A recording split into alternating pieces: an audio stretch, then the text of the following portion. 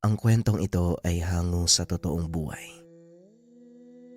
Mula ito sa isa nating kabayan na itago na lang natin sa pangalang Marco. Walang eksaktong taon. Probinsya Mabinay, Negros Oriental. Marco, maya-maya lang darating na si Father Greg. Masailan pa naman yon pagdating sa kapilya. Nalinis mo na ba ng maayos ang altar?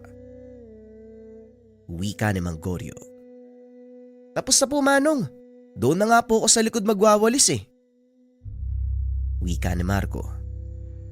Kasalukuyang naglilinis ang dalawa sa kapilyang pinaglilingkuran dahil darating ang bagong kura paroko.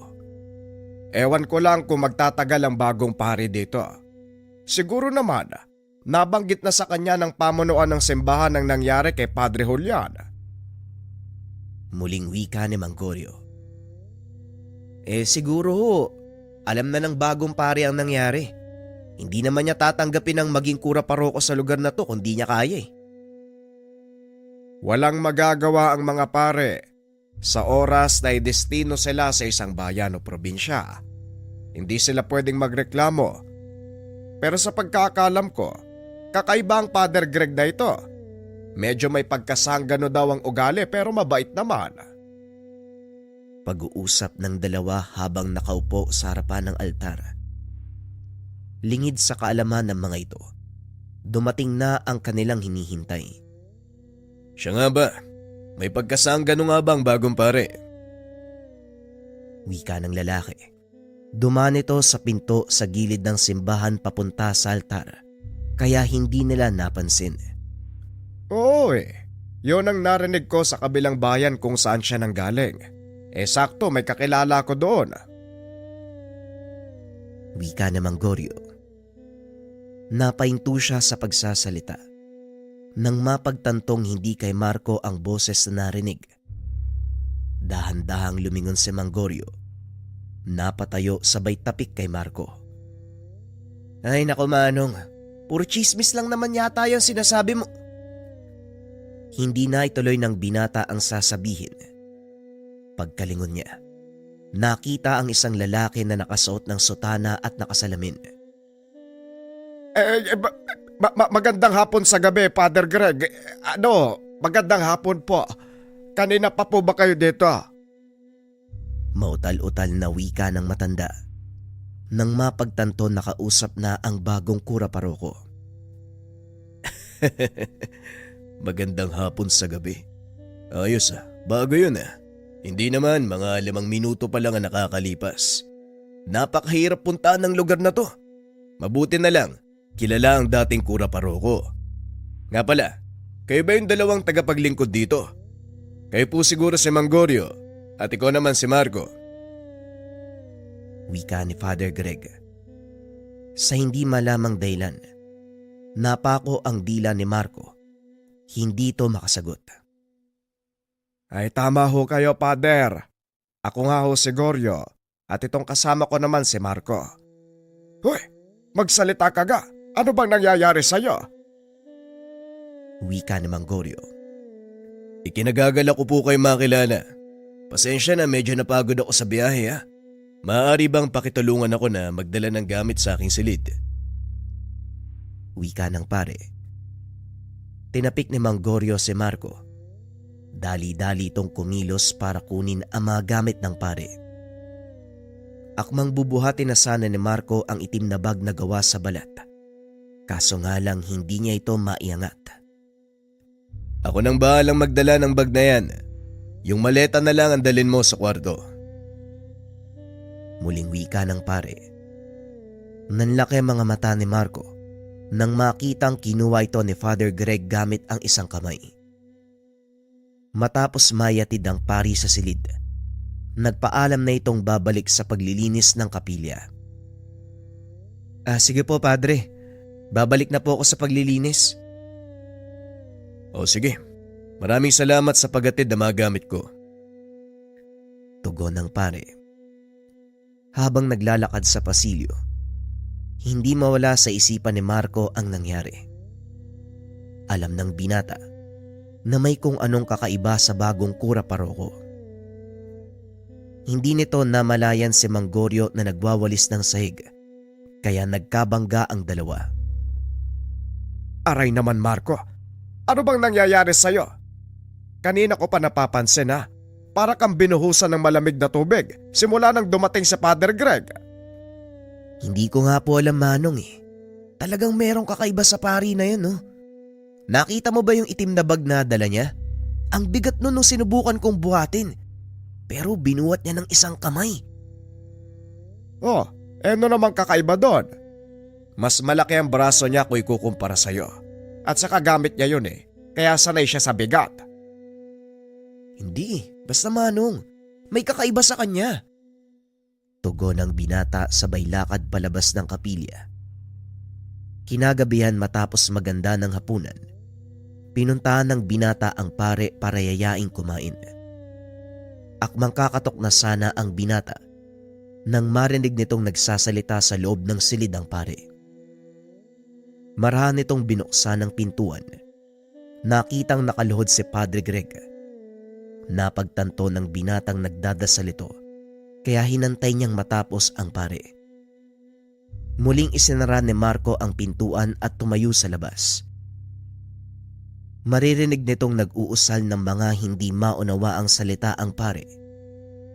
Ilang minuto ang nakalipas, nagbukas ang pintuan. O Marco, anong ginagawa mo dyan? Wala naman po, Padre. Kakain na po kasi kaya inantay ko na lang po kayo matapos magdasal.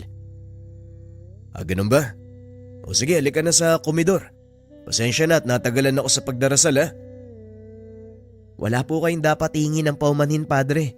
Nauunawaan ko po. Kailangang unahin ng Panginoon bago ang lahat. Magaling.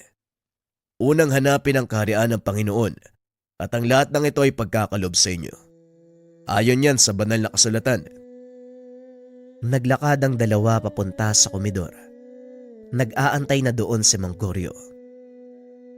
Narito na pala kayo, Padre. Ay tara na nang kumain. Baka lumamig ang tinolang manok. Wika ni Mang Goryo. Hindi kagad naupo ang pare. Inakbayan nito si Mang Goryo at pinaupo.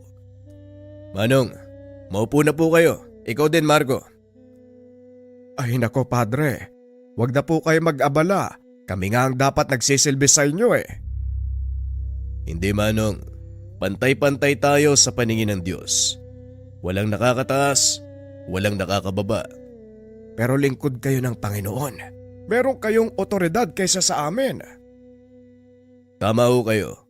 Pero hindi yun nangangahulugan na mas nakakaigit ako sa inyong dalawa. Sige na, sabay-sabay na tayong kumain. Pinakikiramdaman lang ni Marco ang pare. Unti-unting napapalagay ang loob nito. Napagtanto ng binatang mabuting tao si Father Greg.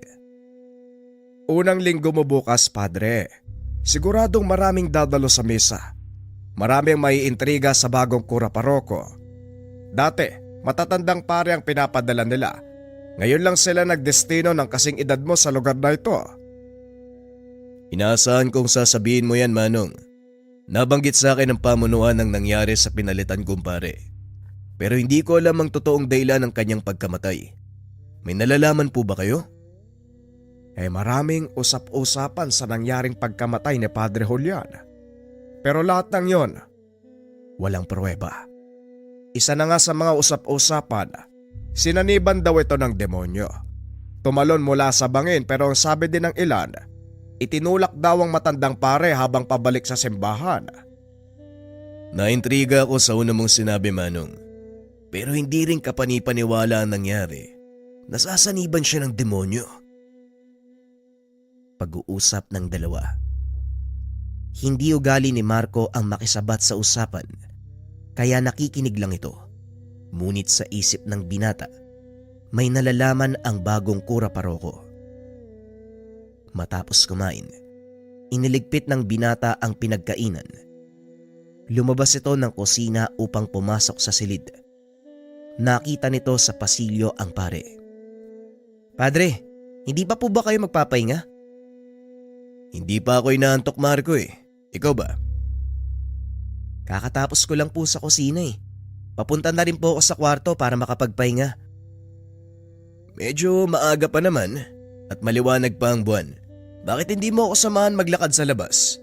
Gusto ko lang magpaantok eh. Naninibago ang katawan ko sa lugar na to. Nasanay ako sa kabilang bayan. Maingay kaya gabi na nakakatulog yung mga tao. Samantalang dito, alas 8 pa lang ng gabi, wala ka nang maririnig kung hindi huni ng kuliglig. Maaga kasing natutulog ang mga tao dito, Padre. Simula ng bata ako, may mga kwento po kasi ng gumagalang tao na nangaharang at pumapatay. Kaya pagsapit ng alas 6, wala nang makikitang nasa labas ng tahanan. Tipikal na kaugalian sa mga probinsya. Pero maiba ako. Ano sa tingin mo yung totoong nangyari kay Padre Julian? Napabuntong hininga si Marco dahil siya ang nakakita sa bangkay ng matandang pare bago ito kinuha ng punerarya. Hindi ko po maipaliwanag ng maayos, Padre. Nung pinuntahan namin sa punerarya ang bangkay ni Padre Julian, may mga kakaibang marka ako nakita sa mukha niya eh. Parang ugat. Tapos sobrang putla ng balat. Para bang sinipsip ng kung anong nilalang ang lahat ng dugo nito. Pero yung nakakapagtaka, wala namang sugat maliban sa mga galos dahil sa pagkahulog niya sa bangin. Hindi naman siguro mauubos ang dugo mo dahil lang sa galos, hindi ba? May punto ka. Alam mo, napakahusay mo mag-obserba ha? Saan ba nagpunta si Padre Julian bago siya namatay? Doon po kay Mang Nando. Nakiusap po kasi sila na basbasan yung asawa nito dahil nga namatay na. Pagkatapos nun, nabalitaan na lang namin nahulog sa bangin si Padre Julian eh. Biglang napukaw ang kuryosidad ng pare. Inaya nito si Marco. Pinuntahan ng sinasabing tahanan ni Mang Nando. Bukas pagkatapos ng misa sa hapon, gusto kong puntahan natin ang bahay ng sinasabi mong Mang Nando. Oo, Padre. Pero teka, bakit parang sobrang interesado kayo sa kaso ni Padre Julian? Bukas mo malalaman. Halika na, bumalik na tayo sa simbahan. Mukhang malayo na tong nalakad natin eh. Oo nga ho, malayo na rin ho to. Nasa gawing kawayan na tayo eh. Kinabukasan sa kalagitnaan ng misa, nakita ni Marco si Mang Nando. Nilapitan nito ng binata upang ipagbigay alam na dadalaw si Father Greg. Mang Nando, sandali lang po. Dadalaw si Father Greg sa inyo mamayang hapon pagkatapos ng misa. Ayos lang po ba? Walang problema sa akin. Mabuti nga at sinabi mo nang sa ganun makapaganda ako na makakain. Pero teka, bakit naman daw siya dadalaw? Tugon ni Mang Nando. Hindi ko rin po alam, Manong eh. Malalaman na lang po natin siguro mamaya. Tugon ng binata. Nang matapos ang misa, pinuntahan ng dalawa ang tahanan ni Mang Nando. Sa daan pa lang napapansin ni Marco ang kakaibang kilos ng pare. Tila pinakikiramdaman ang paligid habang naglalakad. Sinisilip din ng pare ang bangin kung saan nahulog si Padre Julian. Hindi ito nagsasalita. Patuloy lang sa paglalakad at paminsan humihinto upang tignan ng mga sanga ng punong nasa gilid ng daan. Maya-maya pa, narating na ng mga ito ang tahanan ni Mang Nando. Malugod naman silang tinanggap ng matanda. Maligayang pagdating sa akin tahanan, Padre. Hindi ko inaasahan na bibisitahin niyo ako. Pagpasensyaan niyo na ho kung medyo makalat ang loob ng aking bahay. Ay tara ho, magmerienda muna kayo.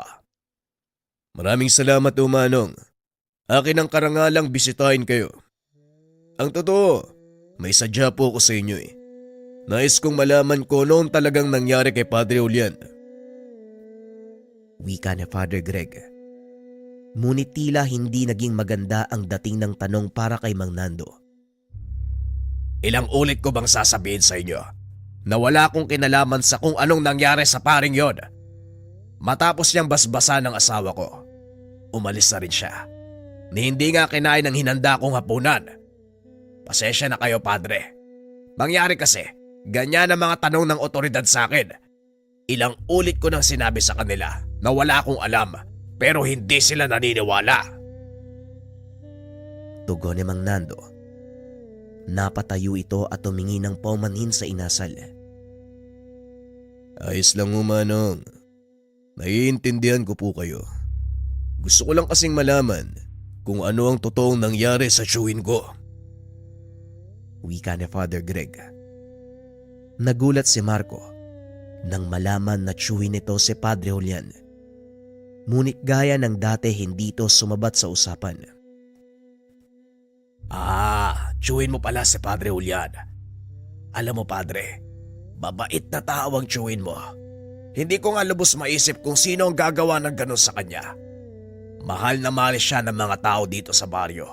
Marami siyang natulungan.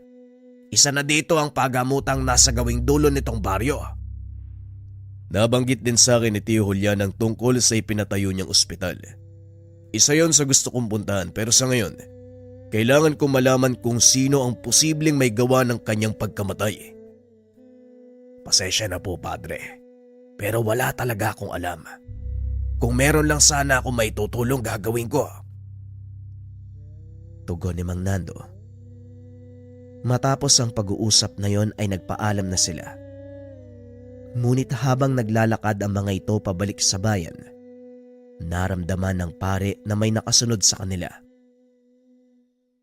Sandali lang, Marco. Mukhang may nakasunod sa atin eh. Huwag kang lilingon. Magpatuloy ka lang sa paglalakad. Wika ng pare. Maya-maya ay nakita ni Marco ang pag-ihip ni Father Greg sa hangin.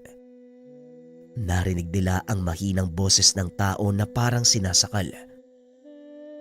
Padre, ano po yun? Saan po nanggagaling yung boses na yun? Sa likuran natin. Sandali lang at lalapitan ko. Tugon ng pare. Maya-maya ay nakita nito ang isang lalaking inaalalayan ang sarili sa paglalakad. Napalo dito sa harapan ng pare. Pasensya na, Padre. Wala akong balak na saktan kayo. Sumunod lang ako para masiguradong ligtas kayo makakabalik sa simbahan. Anong ibig mong sabihin? Delikado sa lugar na to kapag ganitong oras. Napagutusan lang ako ni Supremo na siguraduhin makakarating kayo ng ligtas sa kabisera. Maraming nagkalat na masamang elemento sa lugar na to. Pero ngayon napag-alaman ko na hindi pala kayo basta-basta. Ganun ba? Maraming salamat sa pag-aalala. Pero kaya naming makauwi ng ligtas. Teka, ano palang pangalan mo? Ako po si Hemong. Sige po, Padre, pasensya na po kayo ha. Hindi ko po talaga sadyang gulatin o takutin kayo. Walang anuman, Emong. Sige na, tutuloy na kami. Pag-uusap ng dalawa. Nang makarating ang mga ito sa kabisera, tinanong ni Father Greg si Marco tungkol kay Emong. Marco, kilala mo ba yung tao na yun? Sa tingin ko, para siyang kasapi ng isang kulto. Si Mang Emong? Hindi po siya kasapi ng isang kulto, Padre. Dati po nagtatrabaho sa simbahan ng taong yun. At yung sinasabi niyang Supremo, pinuno ng samang kinabibilangan niya. Ang tawag dun, ituman. Ituman. Mukhang narinig ko na nga ang salitang yan. Hindi lang ako sigurado kung saan. Pangkat po sila ng mga taong nangungulekta ng mga mutya. Anting-anting. Ginagamit po nila ang mga ito para protektahan ng baryo laban sa mga masamang elemento. Kilala po yung grupo nila noon pa man eh. Pag-uusap ng dalawa. Muling naglaro sa isip ni Father Greg ang tungkol sa sinabi ni Marco. Kinabukasan, muli itong nakiusap sa binata na samahan siya sa tahanan ni Mang Emong. Magandang umaga po, Padre. Wika ni Marco. Nang maramdaman nito na pumasok sa kusina si Father Greg. Magandang umaga, Marco. May gagawin ka ba mamaya? Gusto ko sanang samahan mo ako sa bahay nila Emong eh. May ilang bagay lang akong gustong itanong sa kanya. Tugon ng pare. Kasalukuyang umiinom ng kape ang binata. Kaya naman naibuga nito ang kape. Aray ko! Ang init! Gusto niyo pong samahan ko kayo kina Mang Emong? Oo Marco, importante lang na makausap ko siya tungkol sa pagkamatay ni Tio Julian. Wala pong problema kung sasamahan ko po kayo doon. Kaso lang, baka pagbawalan tayo ng pinuno ng kanilang samahan. Ang gaya nilang antingero, mga alagad ng simbahan. Maliban na lang kung talagang kulto sila. Sumasamba sa huwad na Diyos. Yon ang gusto kong malaman. Kaya ano, sasamahan mo ba ako? Muling tanong ng pare. Hindi naman tumanggi si Marco. O sige padre, sasamahan ko po kayo. Pero sa isang kondisyon. Sabihin niyo muna sa akin ang totoong dahilan kung bakit kayo nag-iimbestiga sa pagkamatay ni Padre Julian. Alam ko po na chewin niyo siya. Pero maliban dun, may iba akong nararamdaman eh. Alam kong parang may mas malalim na dahilan kung bakit kayo kumikilos eh, sa halip na otoridad. Napangiti si Father Greg nang marinig ang sinabi ng binata. Matalino ka talaga. O sige, sasabihin ko sa iyo ang totoo. Ang mga pruwebang hinahanap ko, hindi makikita ng mga otoridad. Ang tinitignan lang nilang anggulo ay ang pagkahulog ni Tio Julian sa bangin. Pero ayon na din sa sinabi mo, kakaiba ang kulay ng balat ni Tio Julian nang makita nyo, na parang sinipsip ang dugo. Tama ang hinala mo Marco, may kakaiba nga sa pagkamatay ng chewin ko. At yon ang malalaman natin kung sasamahan mo ko sa tahanan nila Emong. Tugon ng pare. Dahil naintriga din si Marco, walang pagdadalawang isip itong sumang-ayon sa hiling ng pare. O sige padre, sasamahan ko po kayo. Magpapaalam lang ako kay Mang Goryo para hindi na siya magtanong. Huwag mong sabihin na doon tayo pupunta dahil magiging malaking katanungan talaga yan para sa kanya kung anong gagawin natin doon. Wika ni Father Greg. Matapos ang agahan ay lumakad na ang dalawa. Medyo malayo ang tahanan nila Emong. Nasa gawing dulo pa ito. Madadaanan ang bahay nila Mang Nando at para maiwasang mapansin ng karamihan, hindi nagsuot ng sutana ang pare. Nagulat si Marco nang makitang nakasuot ito ng kamiseta. Punong-puno ng tato ang braso. Sa unang tingin, hindi mo aakalaing pare dahil sa dami ng tattoo nito. Ngunit nang pagmasdan ni Marco ang mga disenyo, napagtanto ng binata, mga berso ito mula sa banal na kasulatan, partikular sa aklat ng Revelasyon. Kamunti ka na kitang hindi makilala, padre. Bakit niyo naman ho naisipang magsuot ng ganyan? Huwag mo kong tatawaging padre mamaya. Ayokong makilala ko ng mga tao doon. Maliwanag, Kuya Greg. Pero yung mga tattoo mo, pwede ba sa pari yung ganyan? Hindi. Kaya kung nagbabalak ka maging pare, huwag na huwag ka maglalagay ng tattoo. Wala akong balak magpare. Pero hindi rin ako magpapalagay ng tattoo. Tara na po. Nakapagpaalam na din ako kay Manong Goryo. Ang sabi ko na lang, sasamahan kitang mamili sa bayan. Mabuti naman kung ganun. Halika na, lumakad na tayo. Nilakad ng dalawa ang mahigit 2 kilometrong daanan. Medyo matarik, maputik ng mga oras na yun. Kaya naman nahirapan sila sa paglalakad. Patanghali na nang marating nila ang maliit na pamayanan kung saan nakatira si Mang Emong. Nandito na po tayo. Nakakatakot yung lugar na to lalo na paggabi. Iilan lang yung bahay. Wala akong nakikitang mga bata, kaya ayoko nagpupunta dito Wika ni Marco. Hindi nagsasalita ang pare. Nakikita din ito. Pinagtitinginan sila ng mga tao roon. Mukhang ayaw ng mga tao na nandito tayo Normal lang ho yan, Padre. Kuya. Naninibago sila sa atin, kuya. Kung sabagay, Pero nasa ang bahay ni Mang Emong? Doon po sa bandang dulo. Tara, puntahan natin. Pag-uusap ng dalawa. Narating nila ang tahanan ni Mang Emong. Nagulat ito nang makita si Marco. O Marco, ano ginagawa mo dito? Sino yung kasama mo? Si Kuya Greg po. Kakilala ko mula sa kabilang bayan. May mga katanungan lang po siya tungkol sa nangyari kay Padre Julian. Tugon ni Marco. Laking gulat nito. Hindi nakikilala ni Emong ang padre. Katanungan? Teka, baka pulis yan ha? Parang gano'n na nga, Manong. Ang totoo, nakiusap lang siya na samahan ko dito eh. Sino naman yung nagsabi sa inyo tungkol sa akin?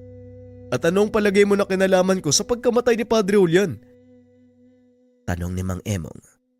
Sa pagkakataong iyon, nahalata ng padre na iirita ito. Mang Emong, ako po ito, si Father Greg. Pasensya na po ha, pero ayoko malaman ng mga tao na nagpunta ako dito, kaya ganito ang suot ko. Pero maaari ko po ba kayo makausap sa loob ng tahanan mo? Wika ng pare. Huminahon si Mang Emong nang makilala si Father Greg. Ay, naku! Padre, kayo pala yan! Kaya pala pamilyar sa akin yung itsura nyo eh. Ay tara ho, pasok kayo sa bahay. Tugon ni Mang Emong. Pumasok ang mga ito sa tahanan. Doon ipinagpatuloy ang usapan. Pasensya na po Mang Emong ha. Pero nasabi ko po kay Father Greg na kasapi po kayo ng isang samahan ng mga antingero. Kaya po siya naparito eh. Sa pagbabaka sakaling alam nyo yung posibleng dahilan ng pagkamatay ni Padre Julian. Ganun ba? Oo, totoo ang sinabi mo. Kasapi ako ng pangkat na mga antingero sa lugar na ito. Ang tawag sa amin ay ituman. Pero ang tanong dito, bakit kayo nagsisiyasat? Hindi ba gawain nyo ng pulis? Oo, Manong. Trabaho nga ng pulis ang pag-iimbestiga. Pero may mga bagay silang hindi nakikita. Lalo na ang totoong dahilan ng pagkamatay ni Tio Julian. Wika ni Father Greg. Nagulat si Mang Emong nang malaman na tsuy nito si Father Julian. Kaya pala ganyan ang pagpupursige mo.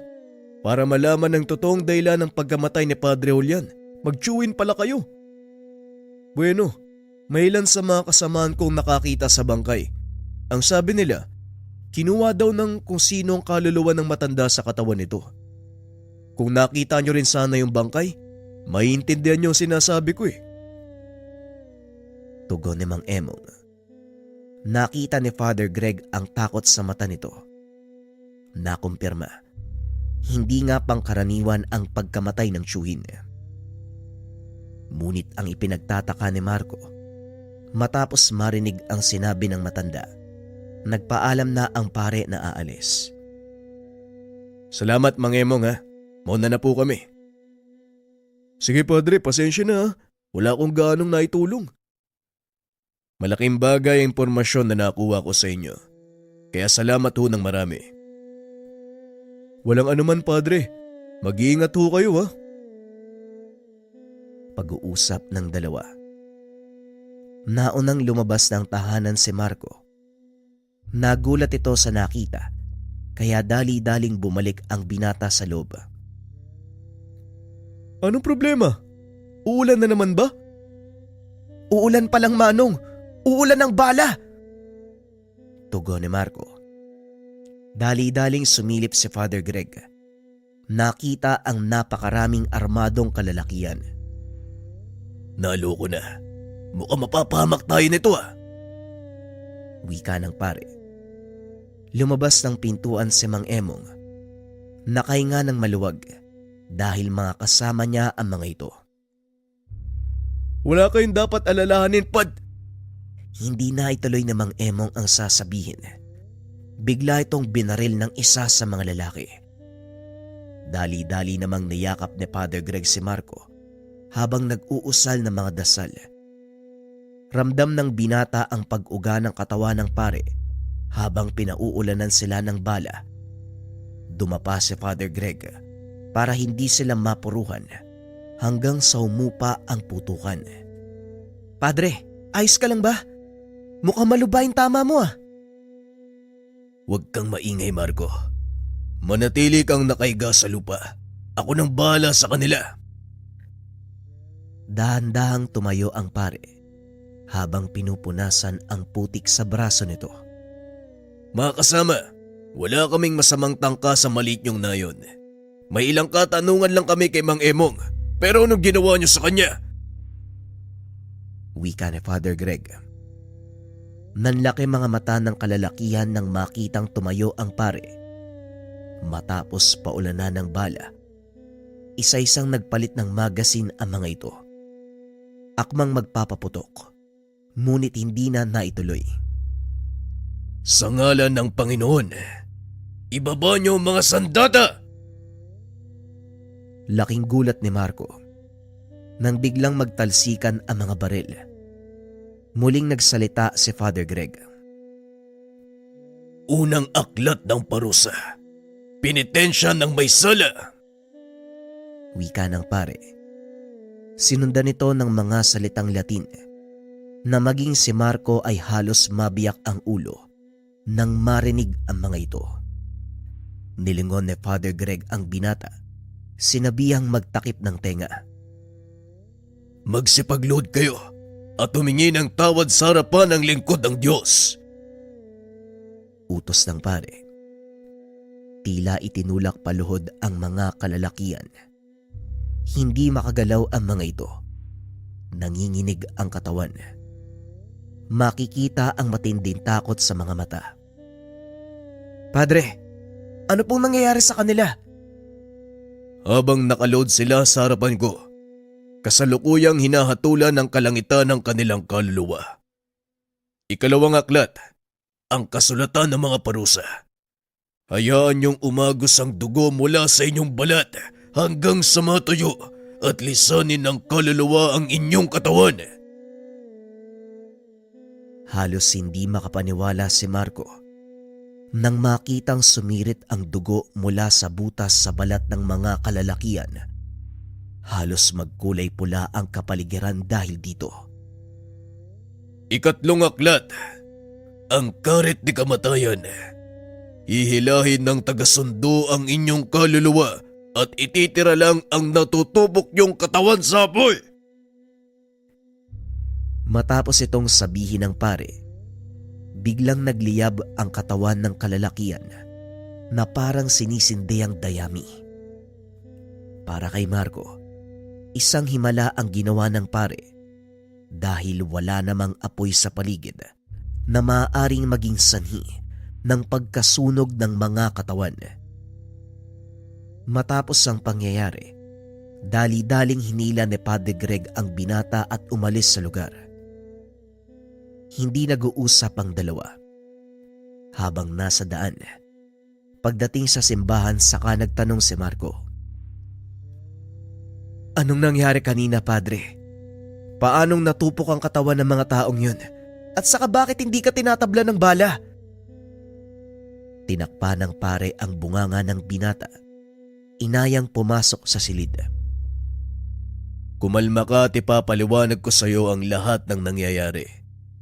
Ang mga taong yon ay may taglay na kakayahan mula sa isang bertud. Sisiguraduhin ko sa iyo na hindi sila mga lingkod ng Diyos. Bakit nila tayo pinagbababaril?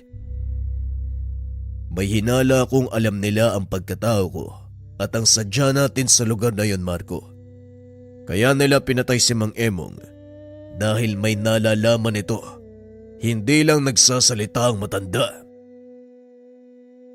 Mukhang malaking gulong pinasok natin, Padre. Pero teka, ano yung mga salitang inusal mo kanina? Bakit hindi tayo tinabla ng bala? At saka paanong nasunog yung mga taong yun? Walang nagawa si Padre Greg kung hindi ibunyag sa binata ang sekreto.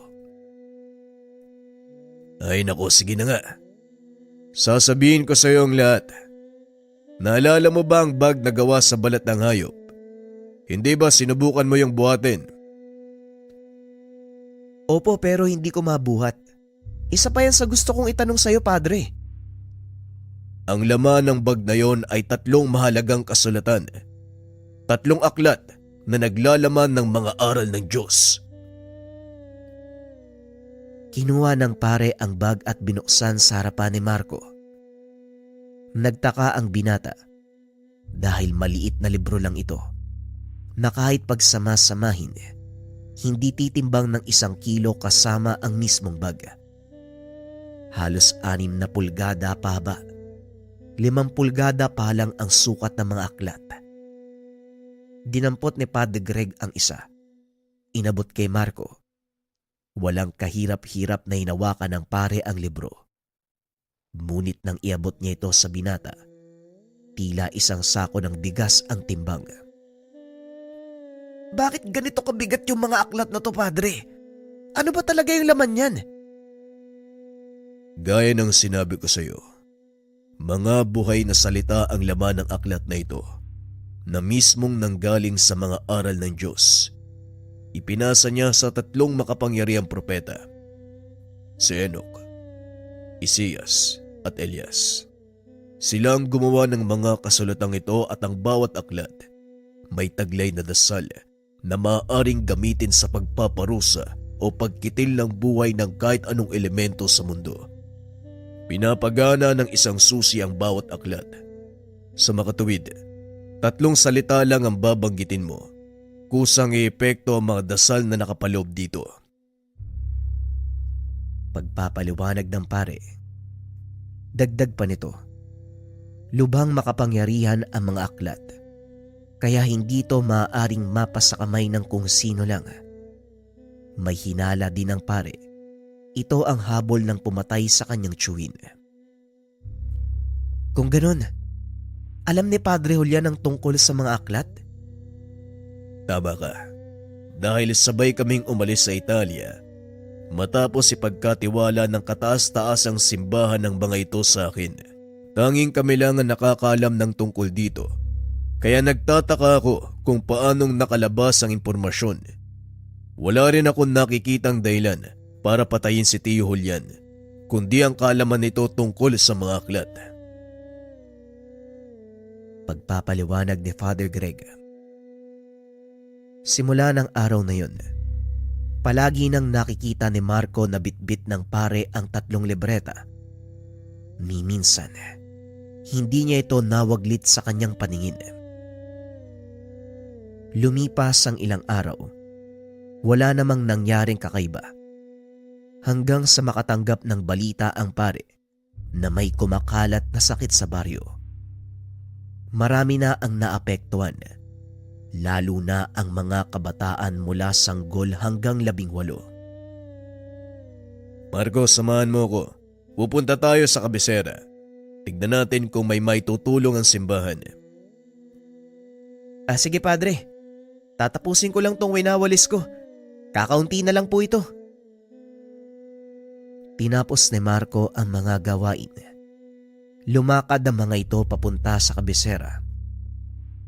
Unang dinalaw ng pare ang tahanan ng isa sa mga sakristan.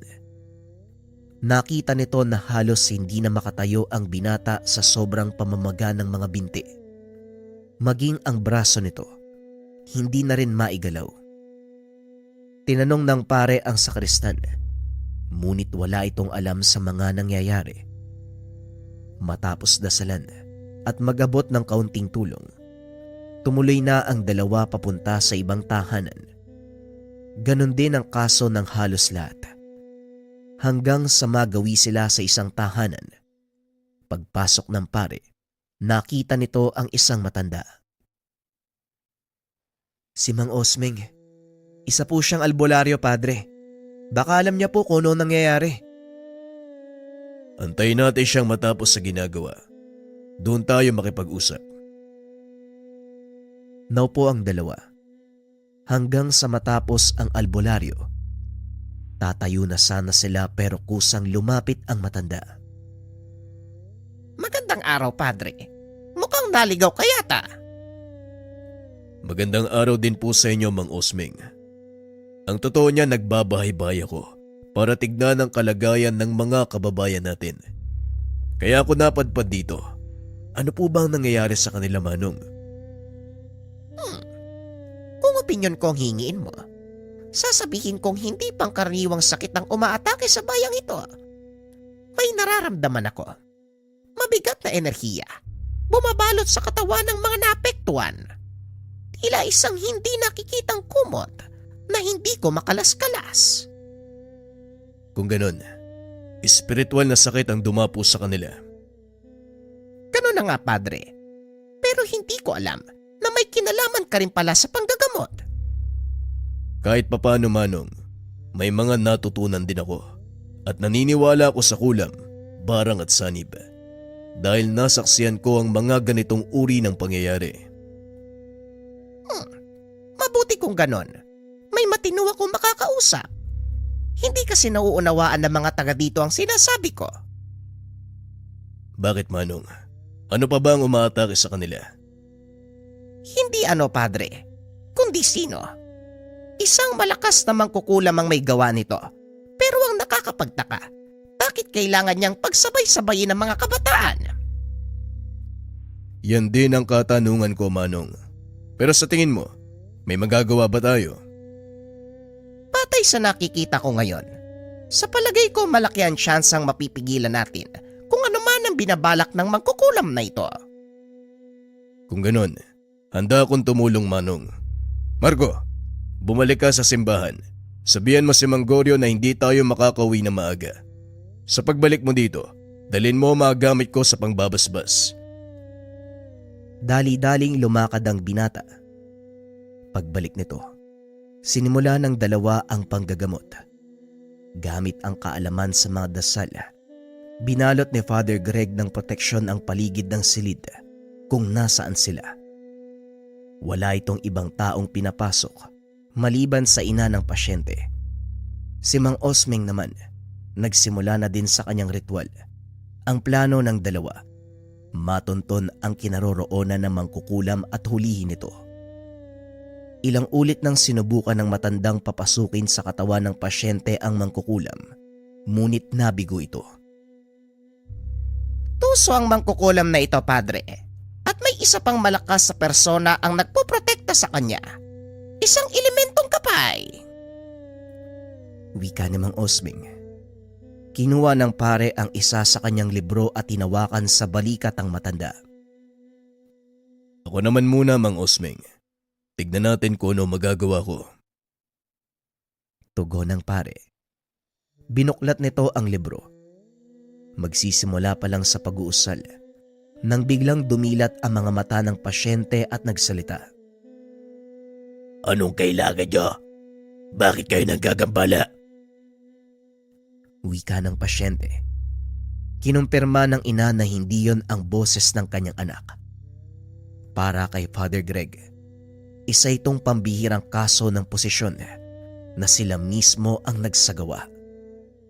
Napatingin ang pare kay Mang Osmeng, samantalang si Marco naman patuloy lang na pinapanood ang galaw ni Father Greg. Tingnan mo nga naman. Sino mag-aakala na isang paring kagaya mo ay may kaalaman sa pagpapasanib? Pinahanga mo ko, Padre. Wika ng matanda. Tumayo ito at lumapit sa pasyente. Mukhang kami yata ang dapat magtanong sa'yo niyan. Anong kailangan mo? At bakit mo tinaniman ng sakit ang mga tao sa baryo na to?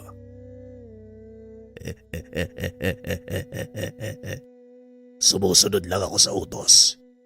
At kung wala ka nang itatanong pa, kailangan ko nang umalis dahil nakantala. Aray ko! Itigil mo yan. Walang iya ka!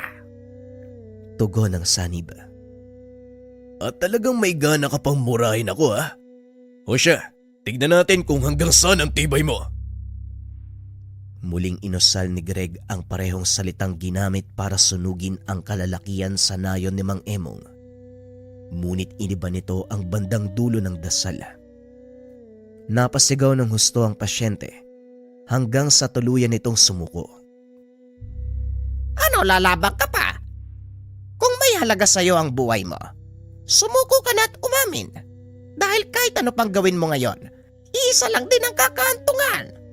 Kamatayan sa nagbabagang putik.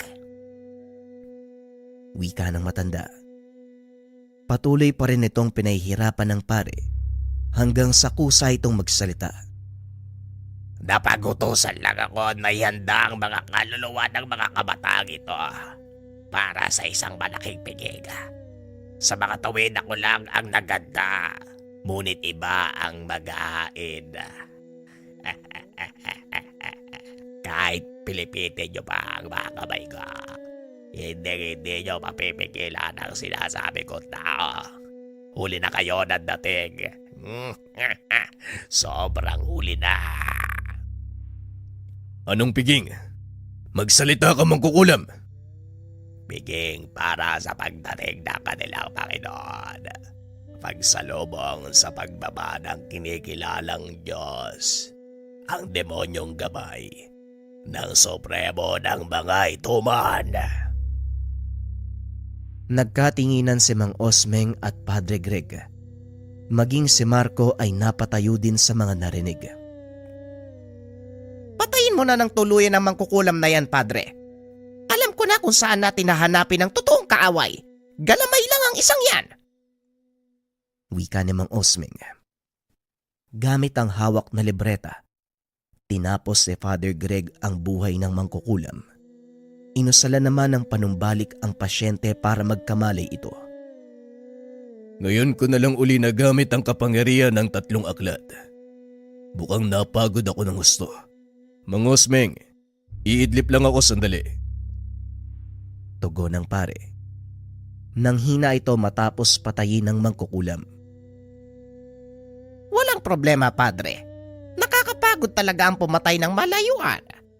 Kaya sige lang magpahinga ka muna. Total balot naman ang proteksyon ng lugar na ito.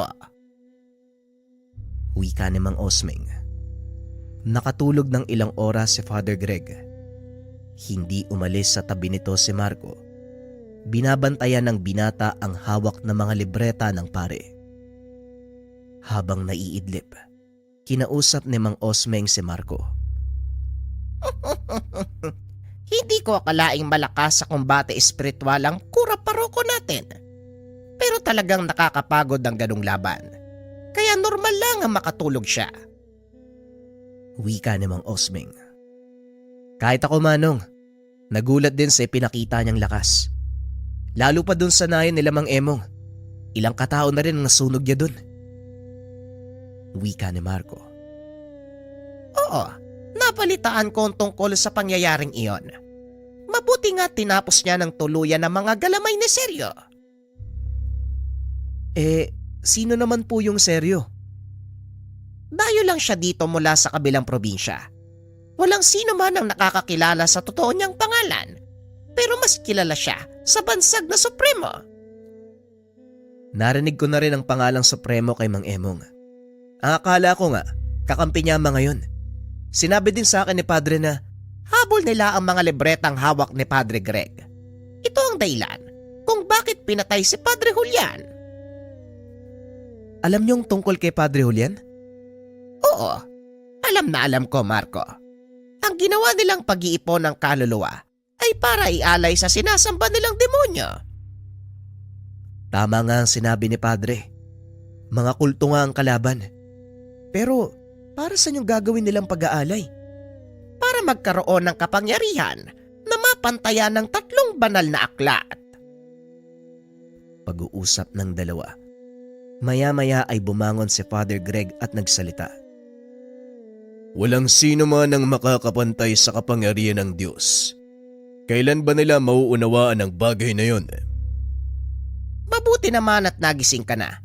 Malagang malaman mo kung anong totoong pakay na makalaban. Alam ko na po ang dahilan. Kahit ang rason sa likod ang pagkamatay ng chewing kong si Padre Julian. Kung ganon, alam na natin ang dapat gawin. Napigilan na natin ang galamay ng mangkukulam. Ngunit sigurado kung nakapag-ipon siya ng malaking bilang ng kaluluwa. Pero hindi natin alam kung saan sila hanapin. Alam kong kuta nila. Naikwento na rin sa akin ni Marco ang ginawa mo sa mga tauhan niya.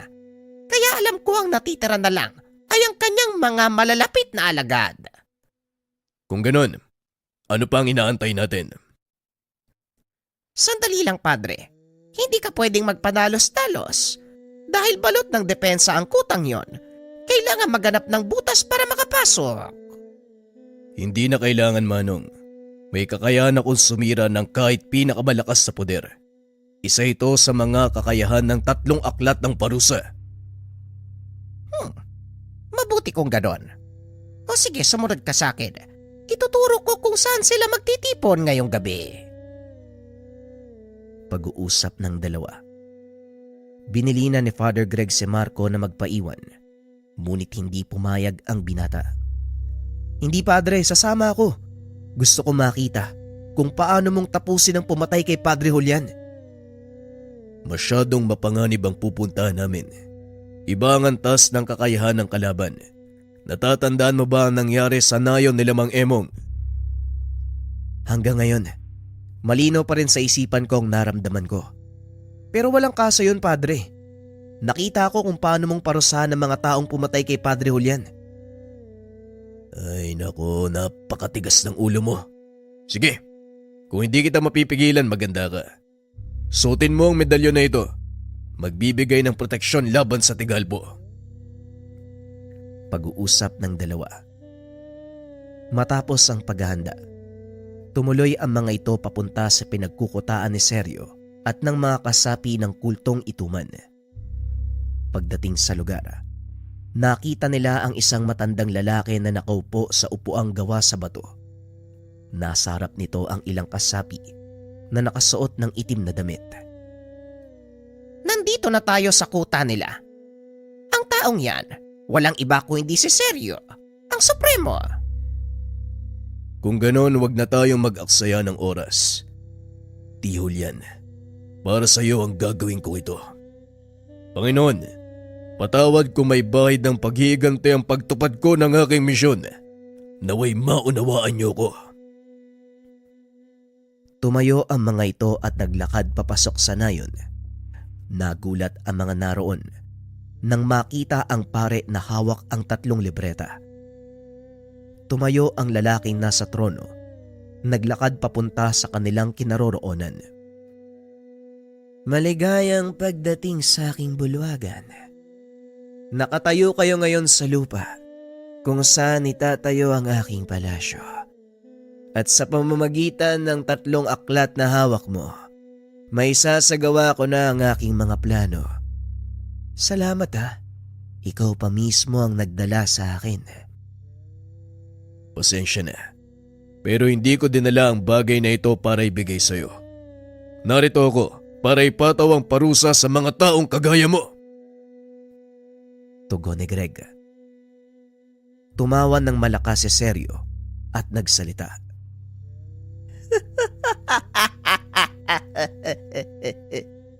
Yan din ang sinabi sa akin ng matandang pare. Pero nasaan siya ngayon? Wala na, hindi ba? Pinagpepiesta na ng uod sa ilalim ng lupa. Mabuti naman at inamin mo ang pagpatay sa tiyuhin ko. Mas nagkaroon ako ng dahilan na ipataw sa iyo ang parusang kamatayan. Parusang kamatayan. Huwag kang magpatawa, binatang pare. Kung inaakala mo na masisindak mo ko dahil sa hawak mong 3 libreta, nagkakamali ka. Walang sino man ang nakakaalam ng 3 susi para paganahin ang dasal. Huwag ka masyadong magpapakasiguro. Hindi mo kilala ang kaharap mo. Tugon ni Father Greg. Sabay bato ng Tigalpo. Nagsipagtumbahan ang mga tauhan ni Sergio. Nagulat ito dahil hindi niya alam kung ano ang tumama sa kanila. Anong nangyari? Anong ginawa mo sa mga disipulo ko? Nilingon ni Father Greg si Marco at Mang Osming. Pinaatras ang mga ito. Umatras kayo ng ilang hakbang, Marco. At ikaw naman, Sergio. Malalaman mo kung gaano kalakas ang kapangyarihan ng kamay ng Diyos. Huwag mo kong patawanin. Maya-maya lang, Tatayo na ang aking mga disipulo. Naririnig niyo ba ako? Magsibangon kayo at tuparin ang inyong tungkulin. Hindi na babangon ng mga yan dahil inuusig na sa impyerno ang kanilang kaluluwa. Ito ang unang bahagi ng 3 parusa at hindi magtatagal. Susunod ka sa kanila, kaya huwag kang mag-alala. Walang iya ka. Sino ka sa palagay mo? Wala kang karapatan na gamitin ang kapangyarihan ng kamay ng Diyos. Wala akong karapatan, pero may otoridad ako mula sa Kanya. Tugon ni Padre Greg. Itinaas nito ang kanang kamay habang nag-uusal na mga dasal. Laking gulat ni Sergio dahil kusang dumipa ang mga braso nito na parang ipapako. Anong palabas na naman ito? Huwag mo kong linlangin ng mga simpleng mahika. Wika ni Sergio. Sinubukan nitong makawala pero hindi niya maikilos ang mga kamay. Naramdaman din ito na parang may tumutusok sa kanyang palad. Napasigaw ito habang pilit na pumipiglas. Hindi lang basta simpleng mahika ang ginagamit ko ngayon, kundi ang totoong kapangyarihan ng may likha. Ngayon tanggapin mo ang parusa ng kalangitan. 30 ulit ng pagkasunog ng kaluluwa. Tugon ni Father Greg. Tumawa ng malakas si Sergio habang unti-unting natutupok ang kanyang katawan. Padre, ano po ang mangyayari sa kanya? Paulit-ulit na masusunog ang katawang lupa ng taong yan habang nabubuhay siya. Samantalang ang kaluluwa mapupunta sa impyerno at patuloy na masusunog sa loob ng mahabang panahon. Yan ang pinakamasaklap na kapalaran ng isang makasalanan. Hindi lang basta makasalanan ng taong yan. Sinanla niya ang kaluluwa sa demonyo at sinubukan pang ipalaganap ang huwad na relihiyon sa lupa. Kaya hindi lang sa impyerno paparusahan ang kaluluwa niya. Ikalawang bahagi pa lang yan ng 3 parusa ng langit. Ikalawang bahagi pa lang? Wasak na ang kaluluwa mo. Ano pa yung ikatlo? Huwag mo nang alamin. Dahil baka maisipan mo pang magpare. Halika nga dito. Alalayan mo ko. Pag-uusap ng mga ito. Inalalayan ng binata ang pare para maupo sa sulok habang pinagmamasdan. Paulit-ulit na natutupok ang katawang lupa ni Sergio. Unti-unti itong kinakain ng mga nilalang mula sa kailaliman ng mundo. Hindi makapaniwala si Marco na masasaksihan ng dalawa niyang mga mata ang ganitong uri ng kaganapan. Ganun pa man, masaya ang binata dahil nagkaroon siya ng pagkakataong makasama ang pare na kagaya ni Padre Greg. Ilang sandali pa, tuluyang naupos ang katawan ni Sergio, ngunit naririnig pa rin niya ang sigaw nito sa kagubatan. Habang buhay na aalingaw-ngawang sigaw ng taong yan, maging ang paglagalag ng mga ligaw na kaluluwa. Kaya kailangang isara ang lugar na ito para sa karamihan. Babasbasan ko ang lugar na ito nang sa ganon, manahimik ang mga kaluluwang kinuha ni Sergio at makatawid sa kabilang buhay. Tugon ni Father Greg. Matapos ang pangyayari, binasbasa ng pare ang paligid. Nag-alay ito ng misa para sa mga kaluluwa. Sa paglipas ng panahon, nakaugalian ng mga taong dumalaw sa lugar upang mag-alay ng panalangin. Taon-taon nila itong ginagawa bilang pag-alala sa mga yumao. Ilang taon ang nakalipas, tuluyang nagretiro si Father Greg. Iniwan sa binata ang pangangalaga ng 3 libreta. Bagaman ibang pari na ang nakatalaga bilang kura paroko, tuloy pa rin ang paglilingkod ng binata sa parokya. Kalaunan, habang tumataas ang ranggo nito sa pagpupulis, patuloy pa rin ang pag-unlad nito sa simbahan. Hindi lubos maisip ni Marco naaabot sa ganon ang kanyang buhay. Bagaman hati ang katawan sa paglilingkod sa tao at sa Diyos, masaya ang binata dahil nagawa niyang matupad ang pangarap at kahilingan ni Padre Greg. Dahil na din sa prinsipyong iniwan nito, unahin ang kaharian ng Diyos at lahat ng ito ay pagkakalob sa iyo.